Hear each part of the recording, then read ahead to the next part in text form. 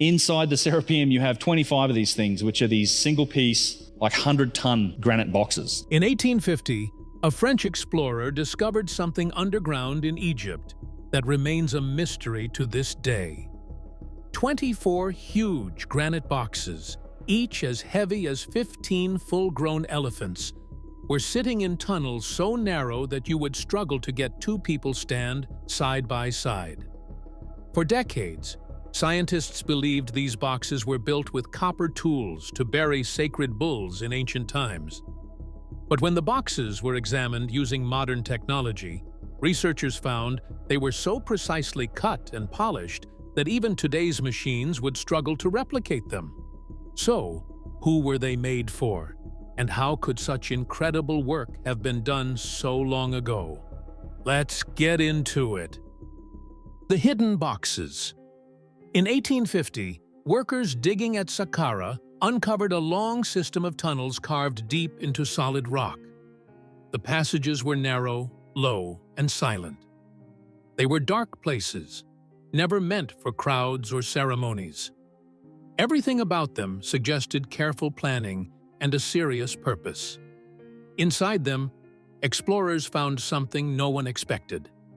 Massive granite boxes were lined up inside stone chambers, placed one by one as if each had been carefully planned. In total, there were 24 boxes. Each one was carved from a single block of granite, not from stacked stones or joined pieces. Some were fully sealed with heavy lids, while others were left unfinished, as if the work had suddenly stopped. The scale of these boxes was hard to ignore. Each one weighed between 70 and 100 tons, and the lids alone weigh more than many modern vehicles.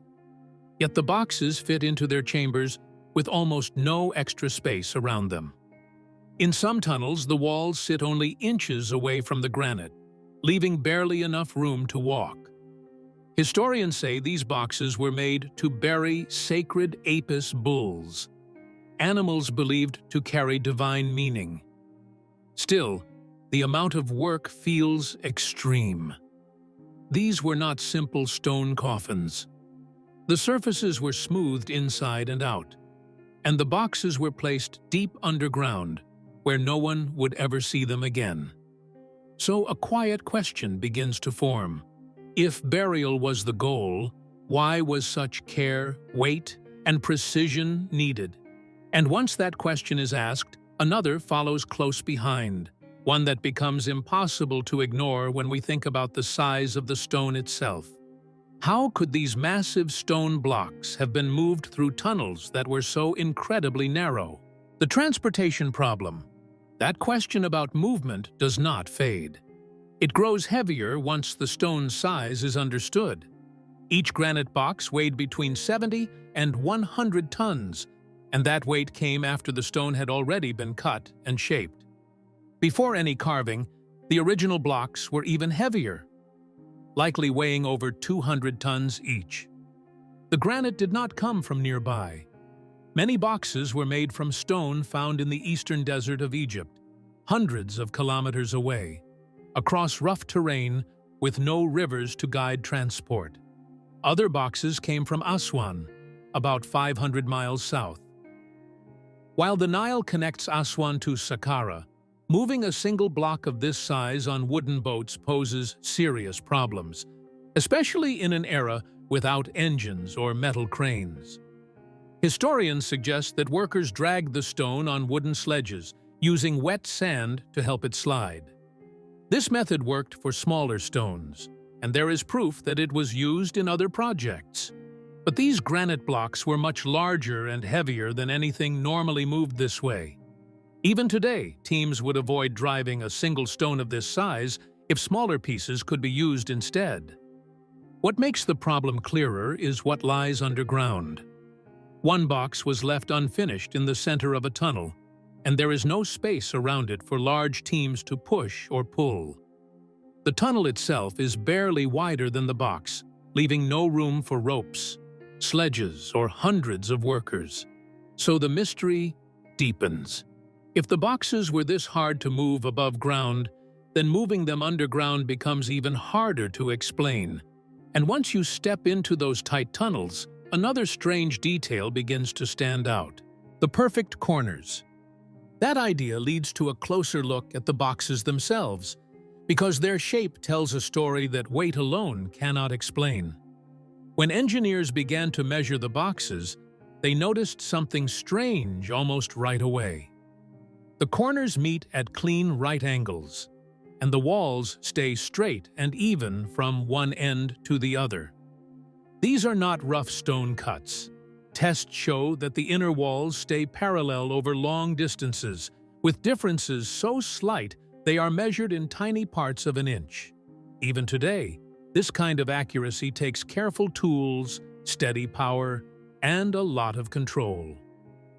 Granite is a very hard stone. It is much harder than limestone, which the Egyptians used for many other buildings. Cutting granite usually needs diamond blades or intense drills. In ancient times, workers mainly had copper tools and sand. These tools can shape stone, but very slowly, and they wear down fast when used on granite. What adds to the mystery is the condition of the box's insides. The inner surfaces are smooth and polished, almost like glass, even though they were sealed and hidden underground. This means the work was done carefully, not quickly. The inner corners are sharp too, which shows the stone was hollowed out without cracking it. Hitting granite too hard would cause fractures, but these boxes show no deep cracks or damage. Scraping out the inside by hand would take an enormous amount of time and effort. So, why would anyone go to this level of effort for something that was never meant to be seen? That question starts to point away from simple burial and toward a different kind of purpose. One that becomes clearer when we think about the material itself. The purpose of granite. That thought about purpose brings the focus to the material itself, because granite was not an easy or natural choice for simple burial. Granite is very dense and does not let air pass through it easily. When a granite lid is placed tightly on a granite box, the space inside becomes almost fully sealed. Granite also contains quartz crystals. This matters because quartz reacts to pressure.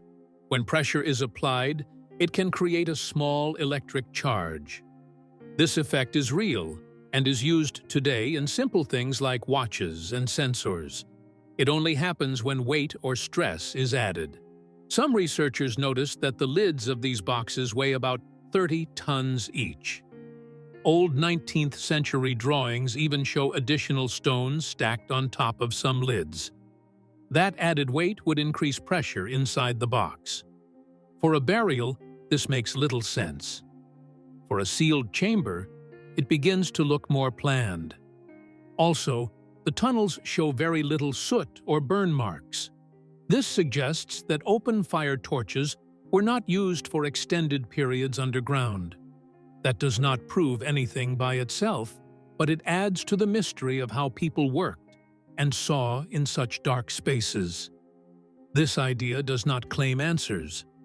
It only shows that the boxes act more like controlled chambers than simple coffins. And once that idea settles in, attention naturally turns to the people behind the work. Because building something like this would require knowledge that feels far from ordinary. The lost builders.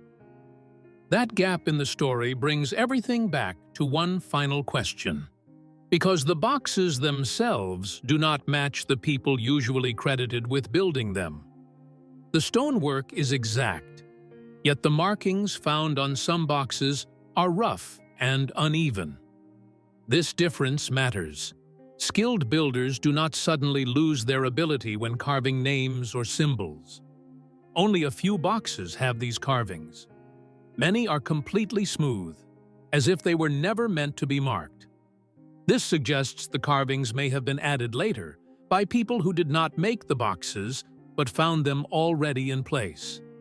If that is true, then dating the boxes using these markings becomes unreliable. There are no clear records that explain how the boxes were made. No tools were found that could shape granite this way. No drawings show the process. Even today, engineers admit that copying these boxes from a single solid block of granite would be extremely difficult and costly. So what are we left with? We see massive boxes made from hard stone, moved across great distances, shaped with extreme accuracy, sealed tightly, and hidden underground. The effort behind them feels far greater than what is needed for a simple burial. This does not mean we have all the answers. It means the story is incomplete. The boxes remain where they were left, silent and unchanged, reminding us that parts of human history may still be missing, waiting to be understood. So, what do you think is the real purpose behind these granite boxes? Drop your thoughts in the comments below. If you liked this video, ensure you give it a thumbs up. Also, consider subscribing to the channel if you haven't already, because we will be uploading more crazy stories like this one in the coming weeks. Until then, see ya.